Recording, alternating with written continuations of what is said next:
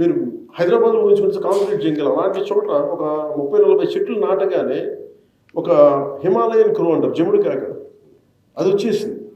అక్కడ గుడ్లు పెడద్దు, అది ఉంటుంది. అది కోకిళ్ళు వస్తాయి.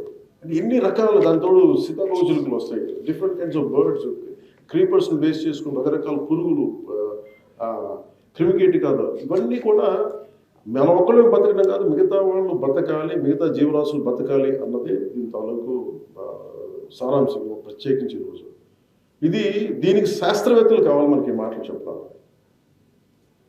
దీనికి మనందరం చదువుకొని మనం బాగుపడ్డామా పాడైపోయామా అంటే నాకు ఒకసారి అనిపిస్తుంది. మన విజ్ఞానం మనకు అహంకారాన్ని ఇచ్చింది, ప్రకృతి మీద నిర్లక్ష్యాన్ని ఇచ్చింది, ప్రకృతి విధ్వంసానికి మనందరం తెలుసో తెలియకుండా మూలకారకులు అయిపోయాం. అది మన అజ్ఞానం వల్ల కావచ్చు. కానీ ఈ రోజున అజ్ఞానం నుంచి బయటపడి మనందరి బాధ్యత, ఎవరు టేక్ ఇండివిజువల్ రెస్పాన్సిబిలిటీ. ఎవరిని ఒకరిని బ్లేమ్ చేయడం, ఆ పార్టీని బ్లేమ్ చేయడం, గవర్నమెంట్ బ్లేమ్ చేయడం, ఇట్స్ కలెక్టివ్ రెస్పాన్సిబిలిటీ.